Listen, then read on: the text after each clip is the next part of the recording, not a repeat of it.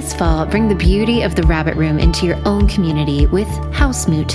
It's a self-hosted gathering where your living room, church, or backyard becomes a place for shared stories, songs, and sacred conversations. With recorded sessions, recipes, activities, discussion questions, and a gathering guide, we'll set the table for you. All you have to do is bring the guests. Get everything you need to host your own House Moot at rabbitroom.com/housemoot. I mean, I think part of what the gift of the Psalms is, they're transcendent.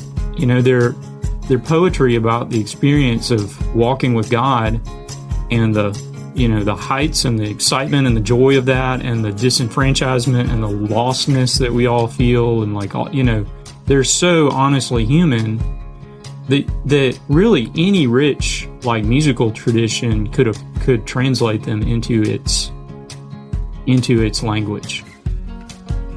Welcome to the Habit Podcast, conversations with writers about writing. I'm Jonathan Rogers, your host. Songwriter Wendell Kimbrough has been writing, recording, and performing songs based on the Psalms for the last few years. His most recent record is called You Belong. In this episode, Wendell and I talk about loneliness, perfectionism, feeling like an outsider, learning to belong, and how one writes songs that sound like the Psalms while also sounding like the Gulf Coast. Wendell Kimbrough, I'm very happy to have you on the Habit Podcast. Thanks for being here. Man, great to be here with you, Jonathan. Thanks for having me. Yeah. So you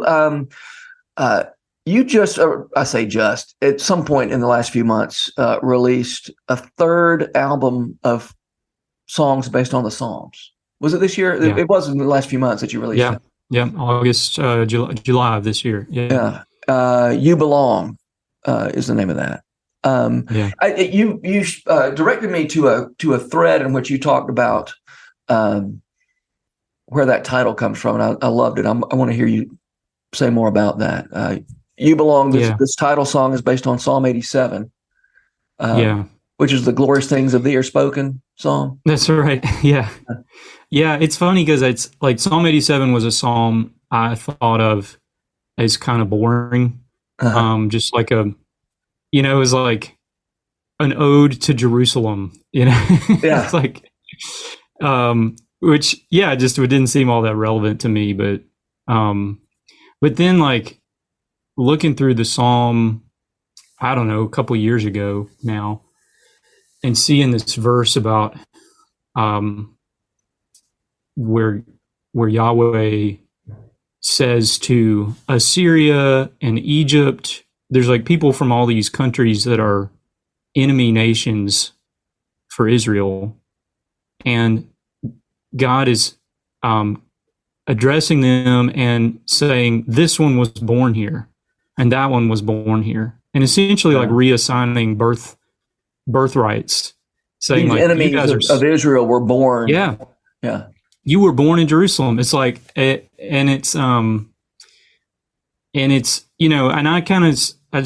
kind of floored me because it's these are people that the ancient Israelites would have said, you guys do not belong here. And God is saying, you belong here as if you were born here. You belong here as much as anyone.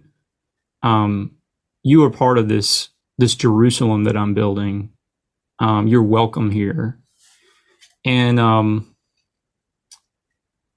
it shifted what the psalm is about for me from just being about, hey, Jerusalem's great and its walls are really strong. And it's, because there's some of that language in there too. Yeah. It's what a beautiful city this is. It shifted it into being a song about belonging and who belongs in God's family. And it just struck a nerve in me as somebody who has often felt like an outsider and struggled with, am I part of the community? Do I matter here? Am I valued here? Suddenly that psalm was kind of touching that nerve in me, and I'm hearing God say, people who may think of themselves as outsiders or alien to my family, they're going to have a new birth certificate. They're going to belong in my community, in the new Jerusalem that I'm building. So completely surprised me. I started writing a song about it. I shared it with my supporters on Patreon, kind of the rough draft of the song a couple of days later. And I got to the end of the song and started crying, which was really, I just didn't, anticipate doing that. And, just realized that it touched a deep place in me. Yeah. So it kind of became the like anchor point for the album after that. When you say you always felt like an outsider, you just are you talking about in a what's the word I'm looking for? I mean, just sort of a constitutionally. I mean, just sort of in your makeup, that kind of loneliness is part of your makeup, or are you talking about something else? Yeah, it's easy to think back to like, I grew up in a really small town in rural Mississippi. Yeah. And like, I was interested in art and music and theology. Yeah. I didn't want to play football, Yeah. Like I definitely, like by the time I was like 13 or 14, like, I wasn't driving a big truck, nobody was at 13, but like, it was pretty clear to me, like I was not going to like fit in really in a lot of ways where I lived. And, I think the sad thing, looking back on this now, like, thinking about my own, if I could like talk to 13 or 14-year-old Wendell, like what part of what happened there that I think wasn't healthy was I kind of went macho in a way, in my own way. Like I kind of said, well, I don't really need community. And because I was a Christian, like I kind of Christianized that. And I kind of developed this like Christian hero kind of mentality of like, it's me and Jesus against the world. Yeah. And I don't really need anybody else, Yeah. But really that was just like spiritualized language to kind of cover up my feeling that I didn't belong and my fear of being vulnerable. And, so I didn't like, in a lot of ways, I stopped trying to like connect with my peers, and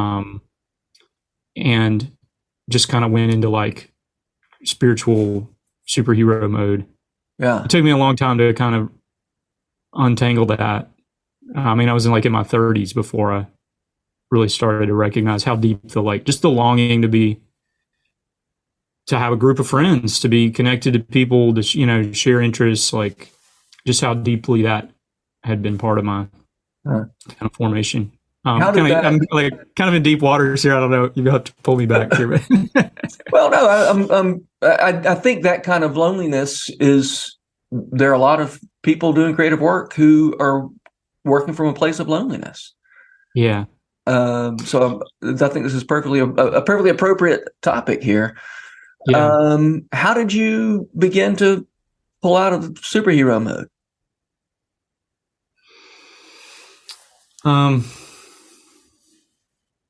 It stopped working for me. Yeah. That makes a lot of sense. Yeah. I was probably late 20s. I'd gotten married. Just the kind of the train, the image I have in my mind is like a train that ran out of fuel a long time ago, but had a lot of inertia, Yeah. And that train of kind of super Christian, I've got this, I don't really need community and friends, like that kind of like train just ran out of steam. I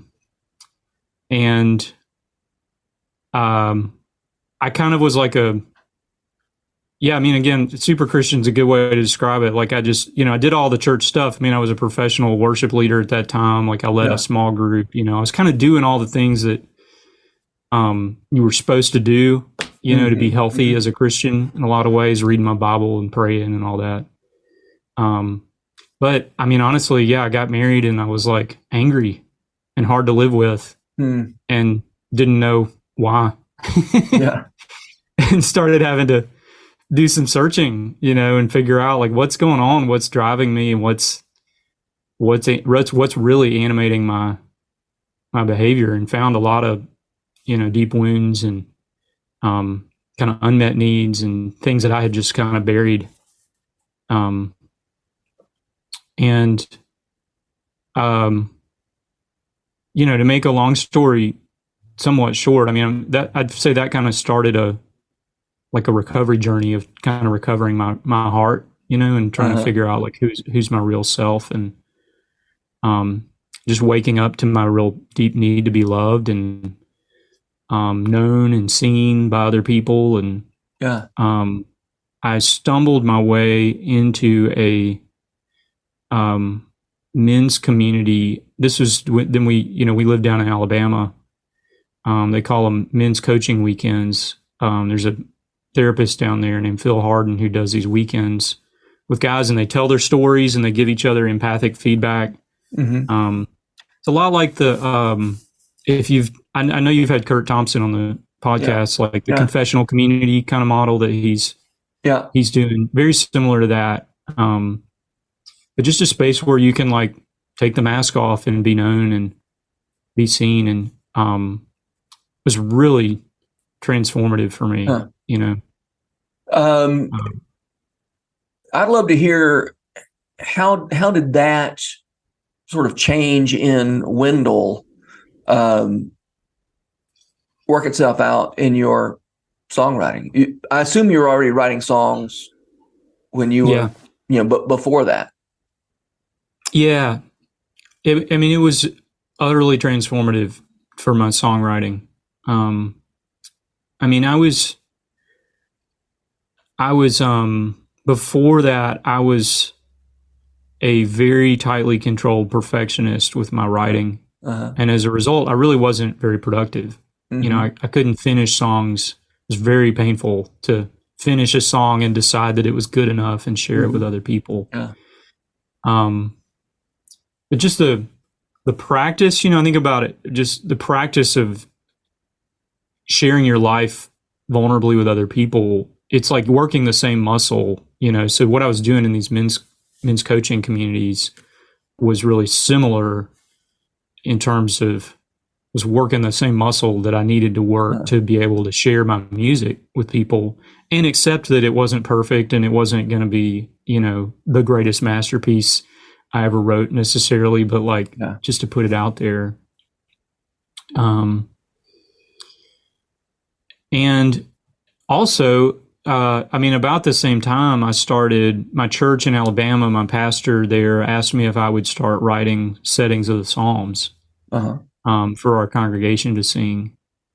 And that, as a writer, that sent me into this just super rich subject matter where you've got all these Psalms that are expressing all these deep emotions, very vulnerable, very, very naked, And I was all of a sudden having to put those Psalms in my own words and in my own kind of musical idioms, and then get up in front of my church and share those on Sunday. So it was like a boot camp for a perfectionist. Oh yeah.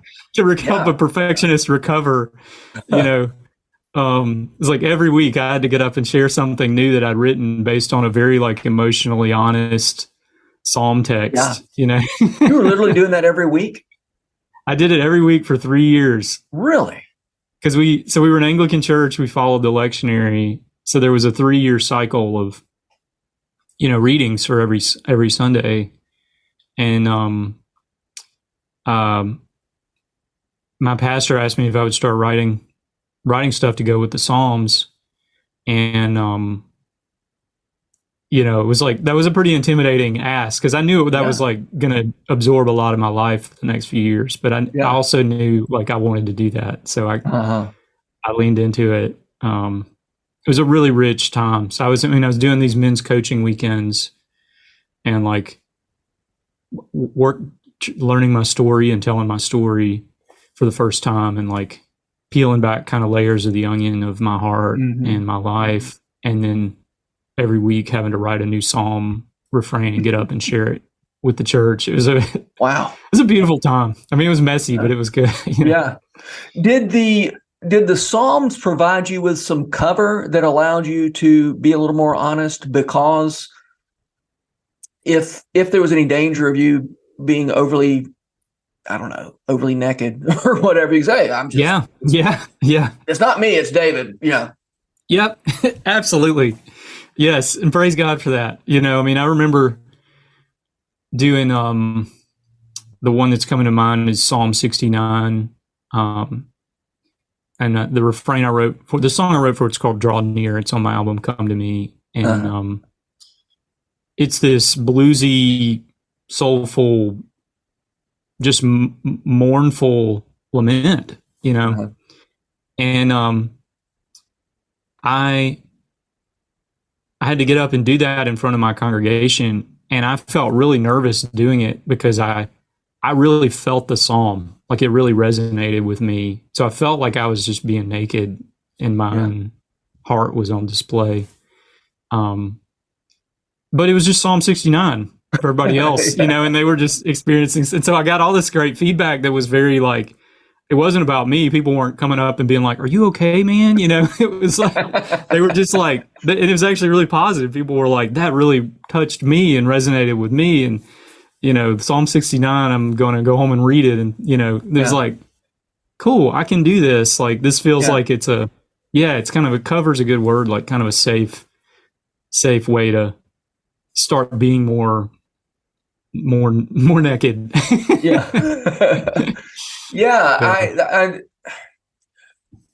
I love, you know, one of the things I love about the Psalms is the same thing that, you know, I love about, say, country music when it's done right, which is to give people words for what they were feeling already, but didn't know how to put it into words. And I say country music, it doesn't have to be country music, but so many different kinds of music. But I think of specifically as, you know, country music, but, you know, because it's unassuming and well, I mean, maybe has an audience that is a little, doesn't expect to be articulate. I don't know why I'm about to dig myself a hole I don't know how to get out of. But well, I think it's music in general, right? When a song really touches you, a lot of times it's because it's giving expression to something that you've felt deeply, but maybe have not either admitted to yourself or been able to like articulate, you know. And I mean, I think good country music does that really viscerally. But I would say, across genres, you know, that's, to me, that's like a thread in the music that really gets me. It's like, oh, this just gave language to something I've been feeling. I guess the reason I'm talking about country music is you already mentioned, you know, small town Mississippi, where you felt like I'm the only person here who cares about, you know, the arts or whatever. But then your neighbor who thinks he doesn't care about the arts is being moved by something that's he's hearing on the radio. That's right. That's right. Because we're all human. Yes. Except the AI robots.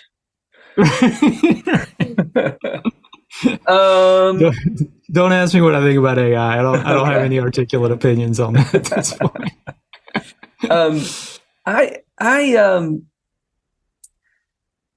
I'm going to throw out a topic. It's not going to be phrased as a question. I'll let you form your own question out of it. Okay. But I want to talk about this idea of, yes, you are reworking the Psalms, but you're reworking the Psalms in an idiom. I mean, it's as if, what would happen if the psalmist lived on the Gulf Coast? You know, your musical idiom is very close to the earth, let's say. I mean, close to the particular places where you, I mean, it's one of the things I love about what you're doing is a friend of mine said, Wendell Kimbrough's music it's like King David meets Muscle Shoals. And it certainly meets, you know, New Orleans, Gulf Coast, you know, all that music that comes from the part of the world where you're from. That's not a question. Okay, so the question is, do you think of those things as being in tension? Do you think of them as being complementary, right? This sort of psalm thread that provides you with subject matter, and then the musical idiom that, you know, kind of swampy music's not the first thing that comes to mind when I think about the Psalms. So that's not a question, that's a topic. Yeah. No, it's I'd good. love to hear you discuss. Yeah, I mean, a lot of ways I could go with that, but I think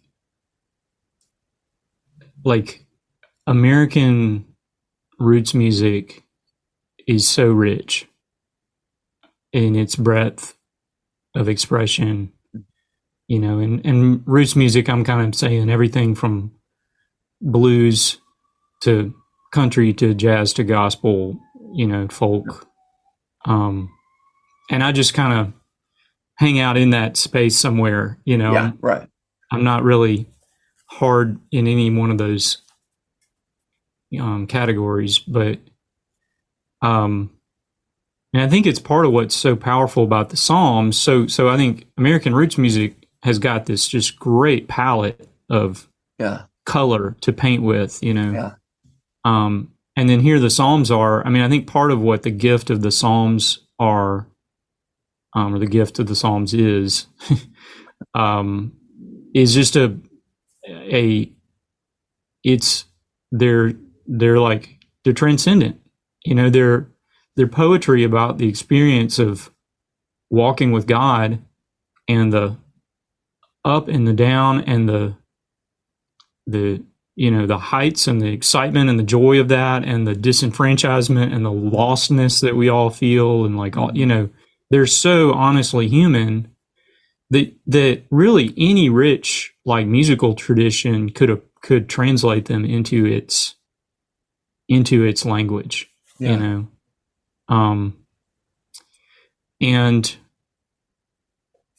I'm very, Eugene Peterson influenced, when he talks about why he wrote the Message, just the Bible's supposed to pack a punch, and it should feel salty and gritty. And of all of the Bible, certainly the Psalms, should be done in a way that that visceral energy is there, So I don't feel a tension around it. It did kind of take me a while to figure out that this was what I wanted to do. I think when most people think of singing Psalms, they think of choral music. Yeah.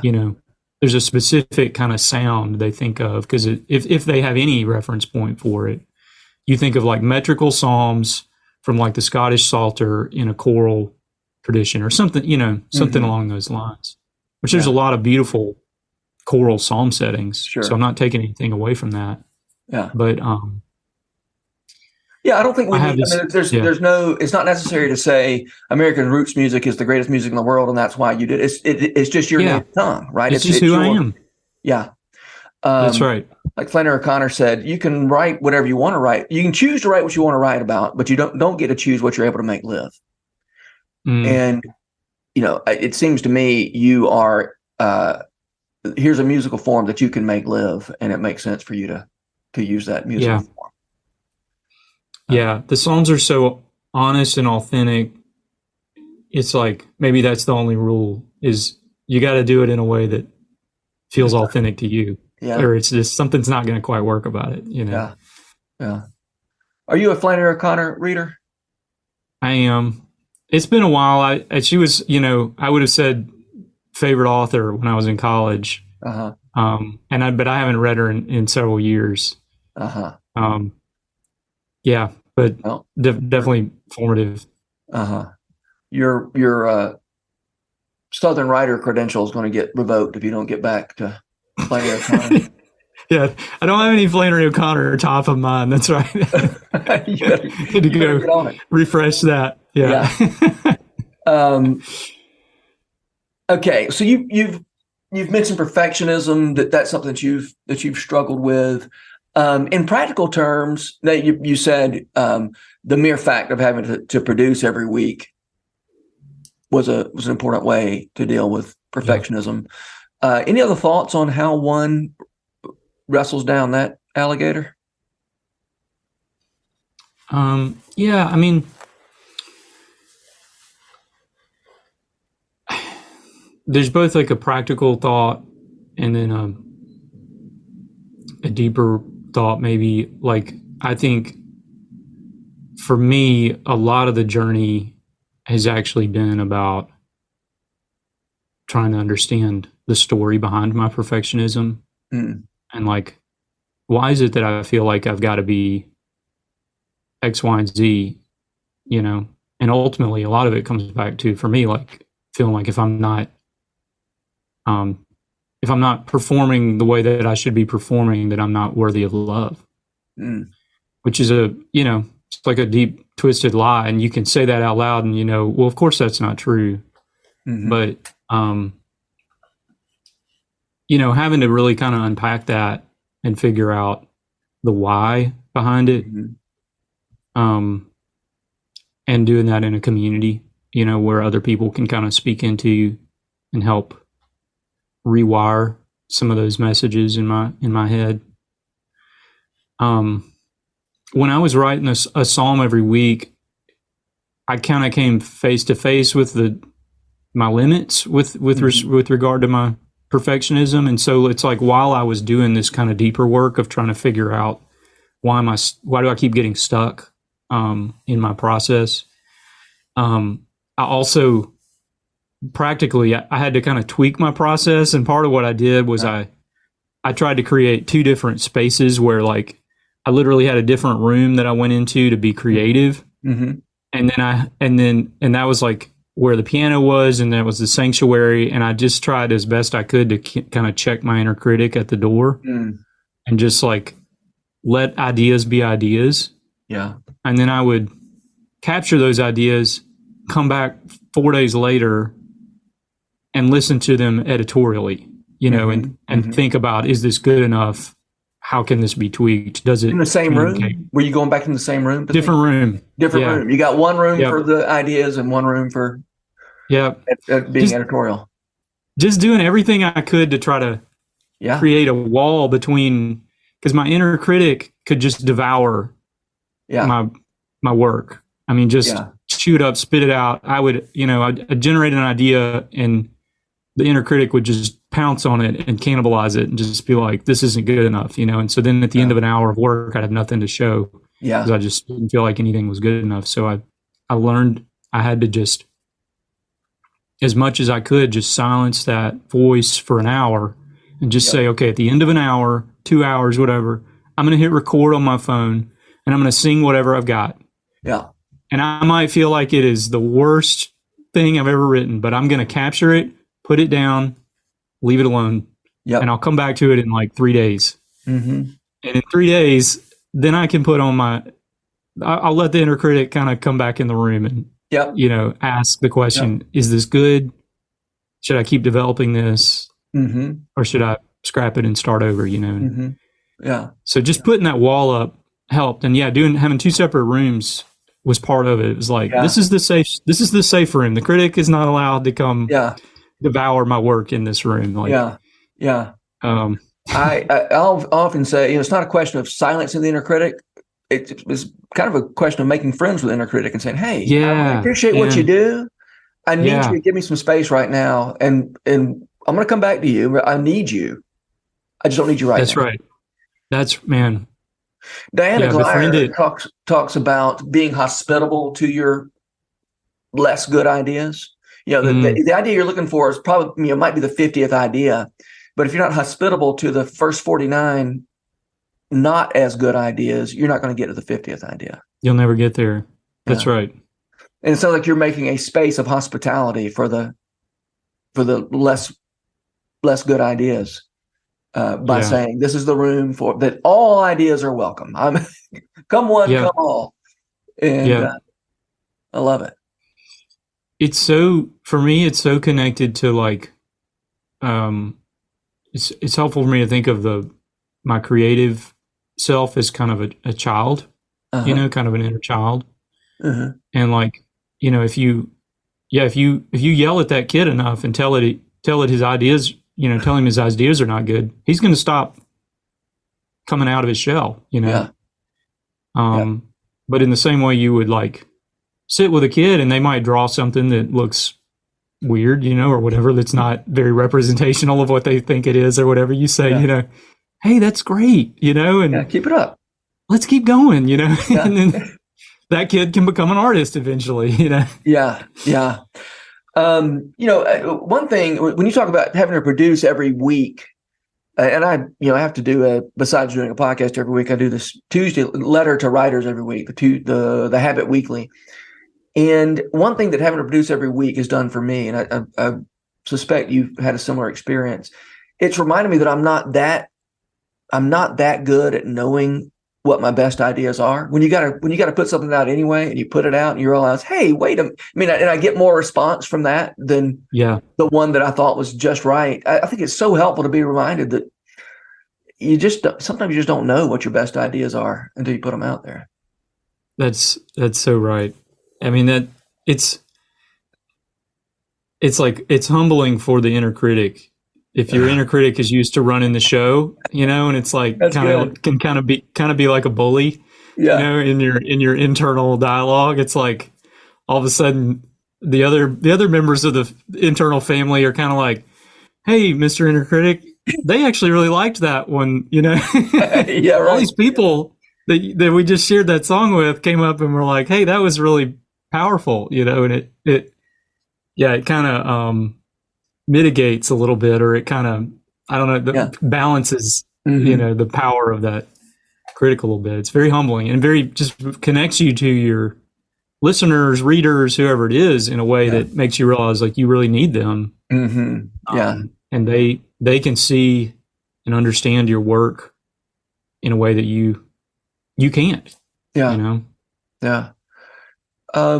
You haven't said much about comparison, but was comparison a big part of your perfectionism?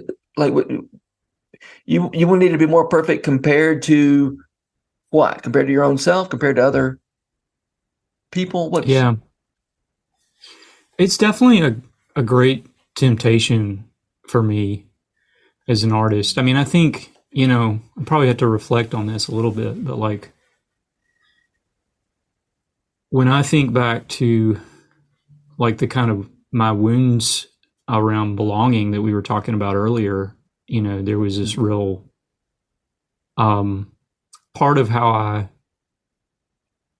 baptized my woundedness in Christian language was to say like I might not fit in with this group of people, but that's okay, because I'm gonna go be like an ambassador of Jesus to them, or in this space. And but with that kind of comes a little bit of a like, and therefore I'm a little better than them, Yeah. like, sure. Yeah.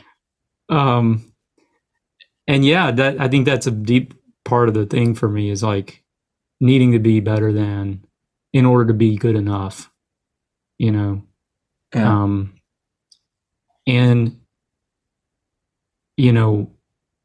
I've had this conversation with other artists as well, but like, the Spotify era in music, it's never been easier to compare yourself to other artists, and how, I mean, social media is set up to help you compare your life to other people. That's a lot of the energy of it, really. You know? It's very when I was in junior high, I often. could imagine whether people, liked me or didn't like me. But now kids have data. Yeah, that's right. That's right. Yeah, and it's similar for artists. I mean, you can go on Spotify and see, how many listeners does any artist in the world have, at any given time. And that can both, sometimes that puffs me up and makes me feel good about myself, and sometimes it makes me feel inadequate. I love if you haven't heard it, go check out the Weezer has a song called Numbers on their album Okay Human. Okay. And the opening line is, there's always a number that'll make you feel bad about yourself. And the whole, it's Rivers Cuomo, like, just reflecting very honestly on how he too, I mean, he's wildly successful, brilliant musician, but like he too, like, falls into that temptation to compare himself to other people, other artists. I think about the last person to get picked in the NFL draft. There's a name for him. It's called Mr. Irrelevant. But the last person to get picked in the NFL draft is in like the top 2% of football players in the world. That's right. And you still That's get, right. and by the way, if you're the second quarterback picked instead of the first quarterback picked, you can feel bad about that. Yeah. Yeah. And then, Yeah. of course, if you're the number one pick, you've always got the imposter syndrome waiting around the Yeah. corner to clobber you over the head. Right. So, you It's get got to it be coming hard. going. Yeah. Yeah. That's why I decided not to enter the NFL draft this year. Me too. It's fraught. It's fraught. It's just, I'm not sure I've got the emotional capacity to handle that. So I just bowed out this time. I mean, sorry, I know we probably move on, but like today, it's just ironic. I'm thinking about the fact today is actually the day that Spotify does their Wrapped thing. Oh yeah, where like every artist in the world is going to get an email today from Spotify saying this is how many people listened to you this year. Oh no. And they are going to encourage you to post that on social media. Well, if you're an artist, that just means that for the next several days, like there's just a parade of all the other artists posting on social media. This is how many listeners I had this year. This is how many listeners, that, and you can, I've had years where I felt like, wow, I did really well this year. And I've had years where I felt like I just want to crawl in a hole. I feel so small and irrelevant, Yeah. And it's part of the territory today, but it's like literally today that we're recording this is like Wrapped Day. So you'll start seeing those trickle out over the next few days on social media. Okay. Wow. Well, yeah. We'll pray for you in the hour of your need. Thank you. That's a bad day. Pray for me and all artists. Day. What's that? I was like, somebody, what's the Douglas McKelvey should write a prayer for artists on Spotify Wrapped Day. No kidding. Yeah. Or maybe I should write that prayer.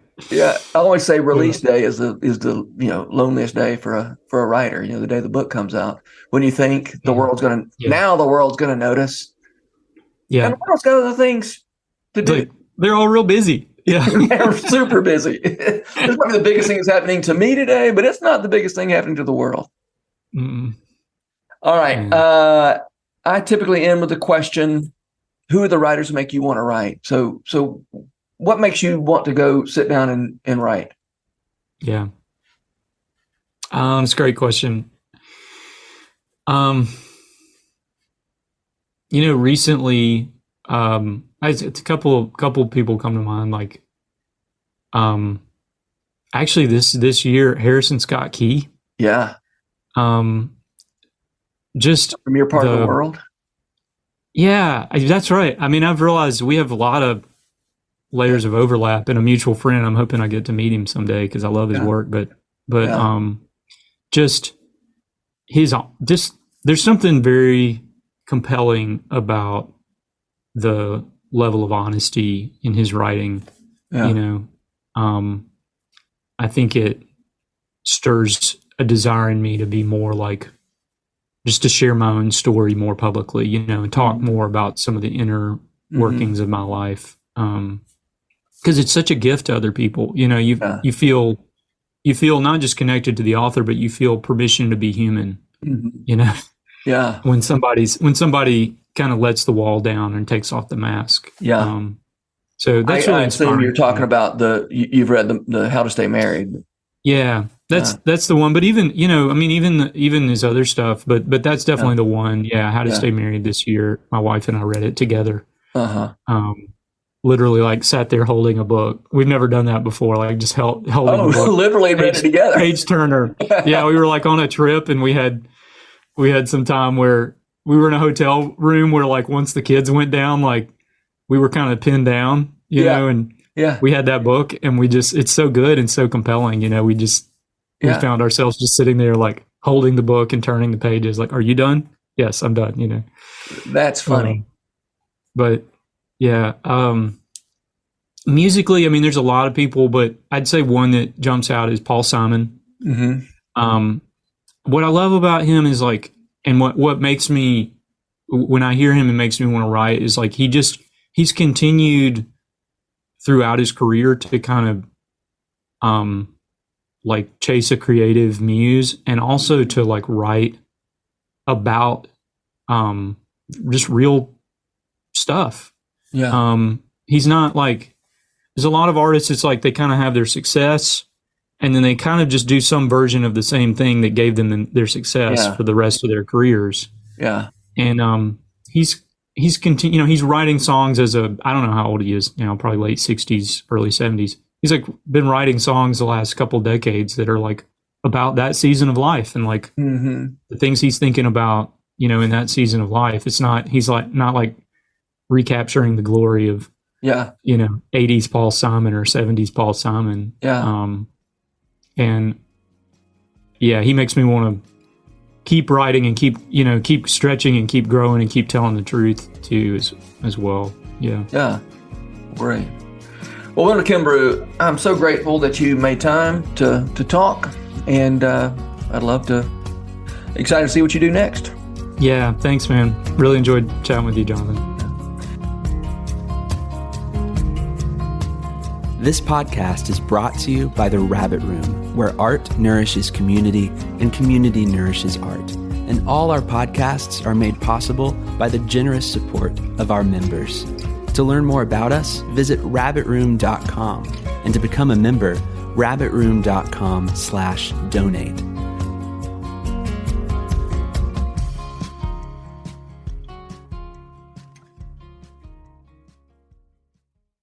If you've enjoyed this podcast episode, consider joining the Rabbit Room membership. Your membership helps sustain this community, funding everything from publishing and podcasts and theater productions to events and programs that support artists who create with a Christ-centered vision. We'd love to have you on board. Learn more at rabbitroom.com/member.